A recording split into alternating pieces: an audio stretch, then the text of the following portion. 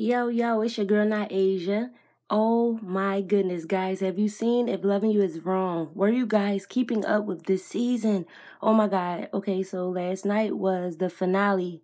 Oh my goodness, guys, if loving you is wrong, I don't want to be right. Yo, this was like the hottest episode ever. Oh my goodness, I am such a huge fan. Shout out to Tyler Perry for this. Okay, so I don't even know where to start. I'm going to start from the beginning of last night's episode, the finale. If you have not seen it, please go check it out because I really want your opinion on what's going to happen next and how you felt about it.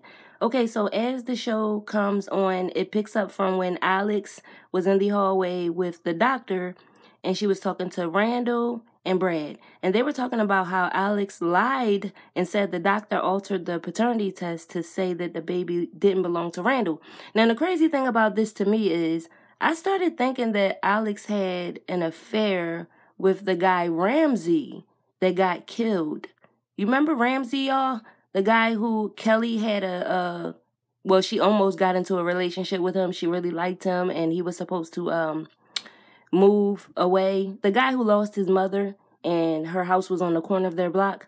Okay, I thought she slept with him because of her reaction when she found out he got killed. It just, like, if you go back and watch that episode when Alex found out that Ramsey got murdered, she just looks very uneasy, like she knew him like that.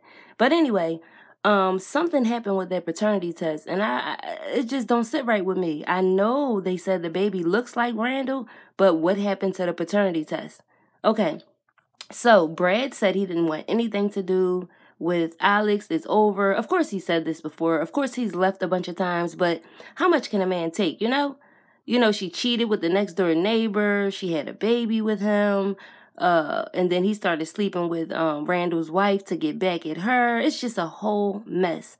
But anyway, okay, so at the hospital still, goodness gracious, guys, there's so many people to keep up with in this damn cast. I'm trying to be good with the names. I'm a very big fan. It's just that I'm so excited right now. So, Marcy, there it is. Marcy lost the baby again.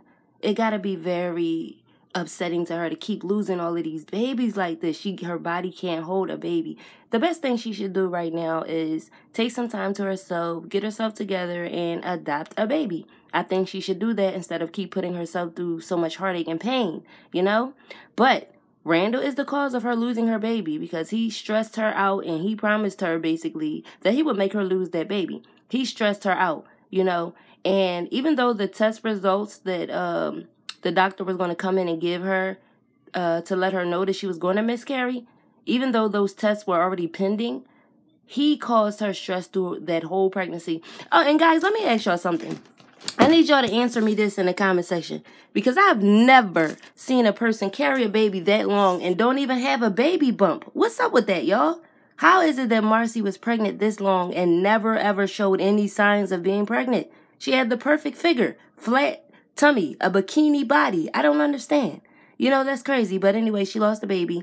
Larry and what is this cop's name? His crazy ass Eddie. Larry and Eddie, I don't know what them two got going on. I think Eddie is on the low. What y'all think about that? Is Eddie on the down low? Like, why is he playing games with Larry like this? Why? It's just really weird. Like, I really thought that Larry was dead. I thought he suffocated him and he died. So for me to see Larry in the hospital alive and he didn't tell the police that Eddie actually kidnapped him, tortured him, and tried to kill him, it was really odd. Even if you look at Eddie's face, he looks like, wow, he didn't tell. So Larry threatened to, you know, get revenge. He told Eddie, I'll get revenge on you. So we don't know what's going to happen next. Okay, so who's next? Who do we talk about next? Alex and Randall. Them two are so annoying, okay? As you can see at the end of the show, they were in the shed together talking, and someone set that shed on fire. I want y'all to tell me who y'all think did it, because the more I think about it, they have a lot of enemies. So it's hard to know if Brad drove around the block and came back and locked them inside that shed and set it on fire. It's hard to know if it could have been the other lawyer, Larry's partner, because he loves, well, not loves, but he's really starting to like Marcy a lot, and he does not like Randall at all.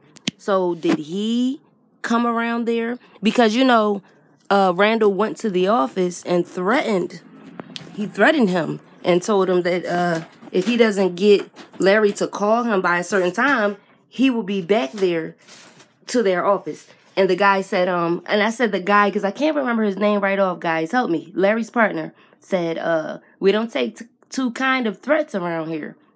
And then Randall said, well, I can back it up.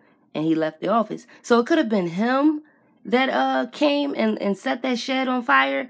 It could have been Marcy's still in the hospital, so it wasn't her.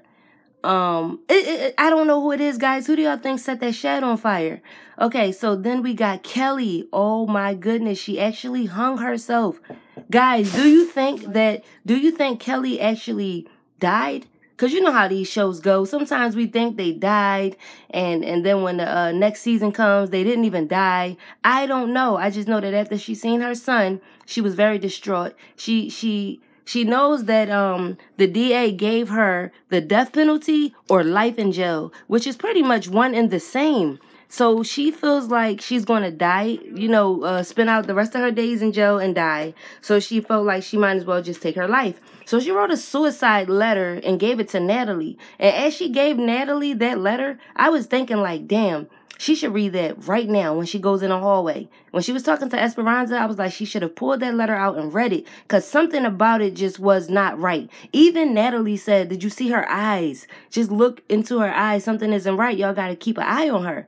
And Lucien said, we have 24-hour surveillance pretty much. She's under deep, like they're watching her really good. So she hung herself. Like it brought tears to my eyes, y'all. Like as crazy as that woman been acting lately, you know, she didn't deserve what she has to go through. She didn't. Like, Travis really put her through hell. And that's another thing. Larry's partner has all of that evidence to prove that Kelly was being stalked and harassed, you know, by Travis damn near every day of her life. He has proof that he rode by her house 45 times within an hour period. You know, that's really